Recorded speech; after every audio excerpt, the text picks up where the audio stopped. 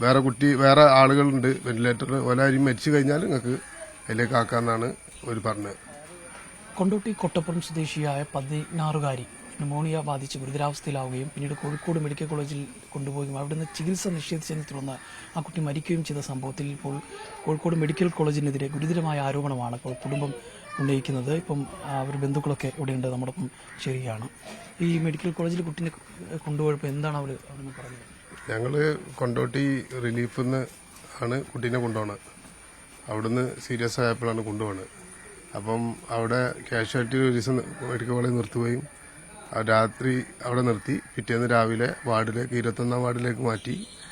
പിന്നെ ഒരു 2 മണി അതിൻ്റെ ശേഷമാണ് കുട്ടിക്ക് ഇങ്ങനെ ഓക്സിജൻ കുറവാണെന്ന് പറഞ്ഞപ്പം വെന്റിലേറ്റർ സൗകര്യത്തിലേക്ക് മാറ്റണം എന്ന് പറഞ്ഞ് ഓരെന്നെ പറഞ്ഞു അവിടെ സൗകര്യമില്ല എന്നും പറഞ്ഞു. അപ്പം ഞങ്ങൾ പറഞ്ഞു ഞങ്ങളുടെ അടുത്ത് സാമ്പത്തികമായിട്ടില്ല, ഞങ്ങൾ ഉള്ളത് കഴിഞ്ഞ് വരുവാണ് എന്നൊക്കെ പറഞ്ഞു ഇവിടെ സൗകര്യമില്ല ആണ് അവിടുന്ന് പറഞ്ഞത്. അവര് എന്ത് ഇങ്ങോട്ട് മാറ്റാൻ പറയായിരുന്നു? മാറ്റാൻ ക്യാഷ് ഉണ്ടെങ്കിൽ നിങ്ങൾ പ്രൈവറ്റിലേക്ക് മാറ്റിക്കോളൂ എന്ന് പറഞ്ഞു.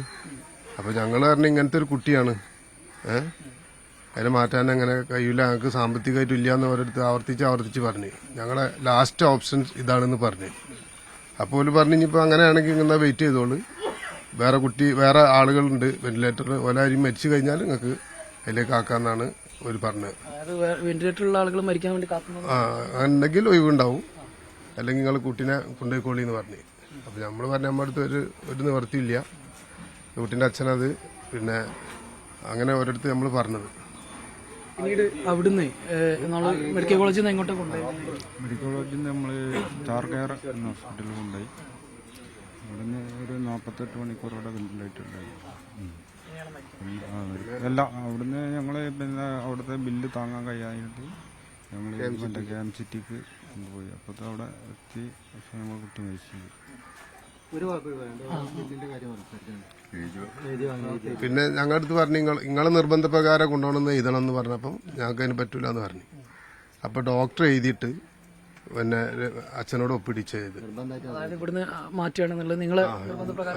അപ്പൊ ഞങ്ങൾക്ക് പറ്റൂല എന്ന് പറഞ്ഞപ്പം ഓരോ എഴുതി തന്നിട്ട് അച്ഛനോട് ഒപ്പിടാനാ പറഞ്ഞത്. ഡോക്ടർ എഴുതി തന്നത് അയാൾക്ക് കറക്റ്റ് പേര് നമുക്കറിയില്ല. അങ്ങനെ അവിടുന്ന് ഓരാണ് എഴുതി തന്നത്. ഷാർട്ടിൽ ഒല എഴുതി എന്നിട്ട് ഒപ്പിടാൻ പറഞ്ഞു.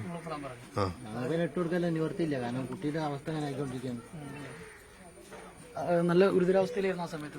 ഗുരുതരാവസ്ഥ ഭയങ്കര മിടിപ്പ് ഭയങ്കരമായിട്ട് കൂടുന്നുണ്ട്. ഞങ്ങൾ കാണുന്നുണ്ട്. പിന്നെ ഞങ്ങൾ കൊണ്ടുപോകാൻ നിവർത്തിയില്ല. അപ്പൊ ഏത് ഹോസ്പിറ്റലിലേക്കാ പോകണമെന്ന് വരെ ഞങ്ങൾക്ക് അറിയില്ല. ആംബുലൻസ് വന്ന് ഒരു ICUള്ള ആംബുലൻസ് വേണമെന്ന് തന്നെ അത് വിളിച്ചു. നേരെ സ്റ്റാർ കെയർക്കാണ് പോയത്. പിന്നെയാണ് അവിടുത്തെ സാമ്പത്തിക സ്ഥിതി ഇതൊക്കെ വരുന്നത്. പിന്നെ ആ ബില്ല് തന്നെ അടച്ചത് നാട്ടുകാർ വന്നിട്ട് ഒരു ഫ്രണ്ടുകളൊക്കെ വന്നിട്ടാണ് ആ ബില്ലടച്ചത്. അതെ, ബില്ല് താങ്ങാൻ കഴിയുന്നില്ല.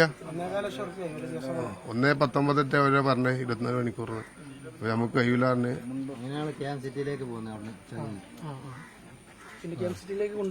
കൊണ്ടുപോയി ഹോസ്പിറ്റലിൽ കാട്ടിയിരിക്കുന്നില്ലേ. കാട്ടി ഒരു 2-3-10 മിനിറ്റിനുള്ളിൽ പിന്നെ ഫൈൻ ചെയ്തു. പരാതി നമ്മൾ ആരോഗ്യമന്ത്രിക്ക് അമ്മ കത്തയച്ചിട്ടുണ്ട്. നടപടി ഇങ്ങനെ ആവർത്തിക്കാൻ പാടില്ലല്ലോ. പാവങ്ങൾക്ക് ഒരു അത്താണിയാണ്, നമ്പർ 1 ആണെന്നൊക്കെ പറഞ്ഞിട്ട് കാര്യമില്ലല്ലോ. നമുക്കത് ലഭിക്കണ്ടേ. അതും ഇങ്ങനത്തെ ഒരു കുട്ടി ഭിന്നശേഷി കുട്ടിയാണ്. ഒന്നും പറയാനും സംസാരിക്കാൻ അറിയില്ല. കുട്ടി സംസാരിക്കില്ല, നടക്കാനും കഴിയില്ല, സംസാരിക്കില്ല. അങ്ങനത്തെ കുട്ടീനോടൊക്കെ അങ്ങനെ ചെയ്താലോ. ഇനി ആവർത്തിക്കരുത് അങ്ങനെ സംഭവം. അതാണ് അസുഖം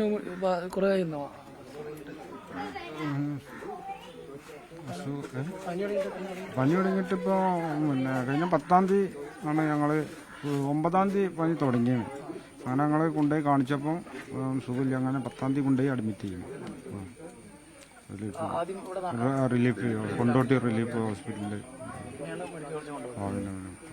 ഏതായാലും മെഡിക്കൽ കോളേജിനെതിരെ ഗുരുതരമായ ഒരു ആരോപണം തന്നെയാണ് ബന്ധുക്കൾ ഉന്നയിക്കുന്നത്. പ്രത്യേകിച്ച് ഭിന്നശേഷി കൂടിയുള്ള ഒരു കുട്ടിയായിരുന്നു.